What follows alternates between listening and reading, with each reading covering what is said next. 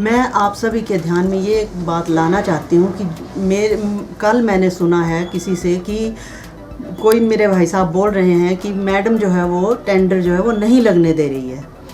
तो एसडीओ साहब ने ये उन लोगों को जो है वो बताया है। तो मैं कोई भी टेंडर लगाने के लिए मैंने जो है वो मनाही नहीं की है।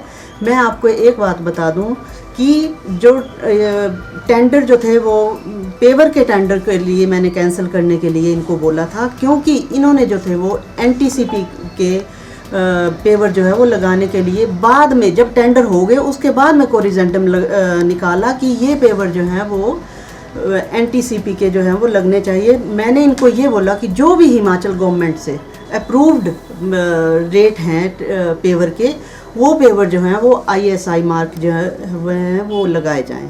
तो ये बात जब मैंने हाउस में रखी और मैंने एसडीओ साहब को जो है वो लेटर दी कि इस पेवर के टेंडर को जो है वो कैंसिल कर दिया जाए और बाकी के टेंडर जो हैं वो 16 टेंडर हैं वो जो है वो उनको फ्लोट किया जाए। पर मैं आपके ध्यान में एक बात और लाना चाहती हूँ। आज 6 महीने एसडीओ साहब को यहाँ आए हुए हो गए हैं, परंतु उन्होंने डीएससी अपनी जो है वो नहीं बनाई है।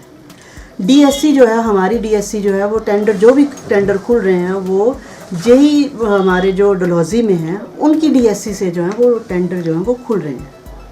तो हमारे जेई साहब जो थे वो छुट्टी पे थे, 15 दिन की छुट्टी पे गए हुए थे, तो इसलिए टेंडर जो थे वो नहीं खुल रहे थे। और मैंने पेवर का टेंडर जो था वो कैंसिल करने के लिए इनको बोला था। और मेरे सारे टेंडर जो हैं वो पिछले कल मतलब 14 तारीख को जो है वो सारे टेंडर जो है वो खुल गए हैं।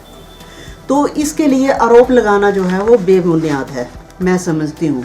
और मैंने एसडीओ साहब को एक बात और बोली थी कि जो पेवर जो है पीडब्ल्यूडी लगा रही है, आपने देखा होगा मंगला में लगे हैं, उदयपुर में लगे हैं, घोल्टी में लगे हुए हैं। मुझे लगता है इनकी कीमत जो है वो गवर्नमेंट अप्रूव्ड है और 1 करोड़ के करीब जो है वो पेवर जो है वो लगे हैं।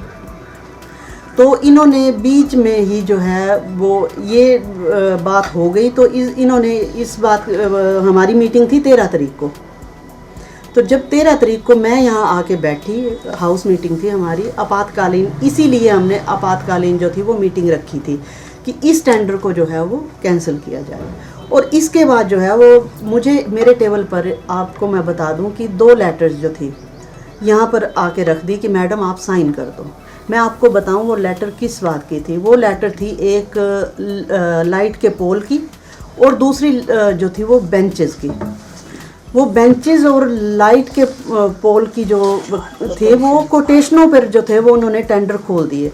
और टेंडर जब खुलते हैं तो उसमें जो है एक तो या तो हाउस सारा यहाँ होता है, हाउस ना हो तो ईओ और प्रेसिडेंट, वाइस प्रेसिडेंट यहाँ होते हैं और उनके सामने जो है वो कोटेशनें खोली जाती हैं। पर इन्होंने अपनी मर्जी से अपने टेबल पे कोटेशन खोल के और मेरे टेबल पे भेज दी ताकि मैडम जो है आप साइन कर दो। मैं तो अगर गुड फेथ पे इनके पे कर देती ना, तो यहाँ के चंबा के लोगों ने मुझे पता नहीं क्या कहना था कि मैडम नहीं चाहती है कि चंबा के लोग जो हैं वो टेंडर लें। तो मैंने इसलिए उन टेंडर्स को जो था वो रिजेक्ट किया, क्योंकि वो कोटेशन जो थी वो सारी बाहर के लोगों की थी। चंबा का एक भी कोटेशन जो थी वो चंबा की नहीं थी। तो अब इस बारे में और इसमें जो था वो पोल के जो थे उसमें ना वेट था ना इसकी थिकनेस थी।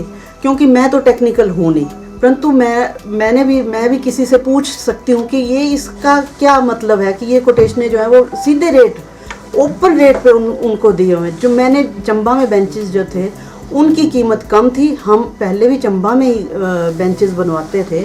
लाइट्स के पोल जो थे वो भी हमने खुद बनवा के लगाए हैं, उनकी कीमत कम थी और ये डबल रेट पे थे, बिल्कुल डबल रेट पे थे। इसलिए जो थे वो मैंने टेंडर जो थे वो रिजेक्ट किए। मैं आपको ये भी बता दूं कि मैं किसी भी वार्ड में किसी के साथ भी मैंने भेदभाव नहीं किया। हमने सभी वार्डों में लाइट्स भी लगवाई हैं, बेंचेस भी लगवाए हैं, जिम भी खोलने हैं। और मैं यहाँ तक बता दूँ आपको कि मैंने चंबा के सौंदर्यकरण के लिए कोई भी काम जो है वो नहीं छोड़ा, ताकि मैं सोचती हूँ कि हमारा चंबा जो है वो सबसे ऊपर आए।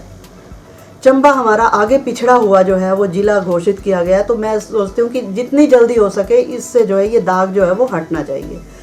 जितनी रिक्वायरमेंट जिस वार्ड में होती है उसी वार्ड की हम रिक्वायरमेंट को देखते हुए हम जो है लाइटें भी लगवाई हैं, हमने वहाँ पर बेंचेस भी रखवाए हैं, जिम भी खुलवाए हैं।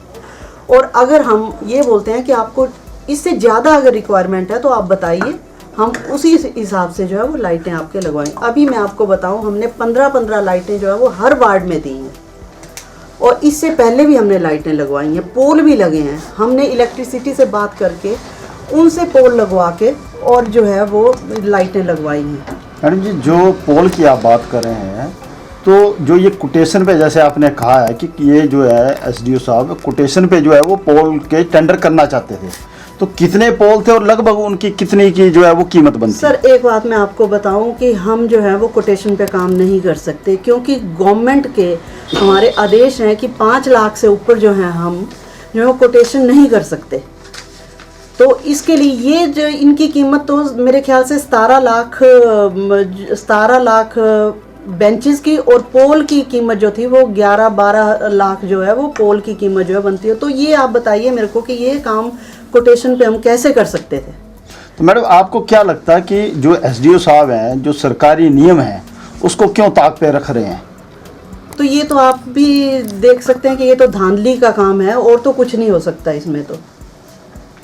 तो अभी जो आपने जैसे बताया है कि जो कोटेशन है उस पर आपने सिग्नेचर करने से मना कर दिया, और जो आईएसआई मार्क की जो आप टाइलें लगवाना चाहते थे, जैसे आपने बताया कि पीडब्ल्यूडी ने वो मेन रोड पे लगवाई हुई हैं वो टाइलें, बड़ी गाड़ियां चल रही हैं उन पे। हाँ, और उनकी कीमत और ये जो साहब जो है लगवाना चाहते हैं टाइलें, उनमें मूल्य का क्या फ़र्क है? मूल्य जो है, मतलब मैं समझती हूँ कि 100% रेट जो है वो इस पे ज़्यादा है, डबल रेट जो है वो हमारा जा रहा है। जो एसडीओ साहब लगवाना चाह रहे हैं वो डबल है, लेकिन स्ट्रेंथ में आईएसआई मार्क नहीं है वो। नहीं है, और इसकी स्ट्रेंथनिंग जो है वो इन्होंने 30-80 की लिखी हुई है, और हम जो है वो 40-80 की स्ट्रेंथनिंग जो है वो बोल रहे हैं। मतलब आप जो आईएसआई मार्क की जो 40-60 की स्ट्रेंथ है जिसकी, उसको आप कम पैसे में लगवाना चाहते हैं, और जो एसडीओ साहब हैं वो जो कम स्ट्रेंथ है 30-80 वाली, उसको जो वो ज़्यादा पैसे में लगवाना चाहते हैं, आप ये कहना चाहते हैं? जी जी जी, बिल्कुल।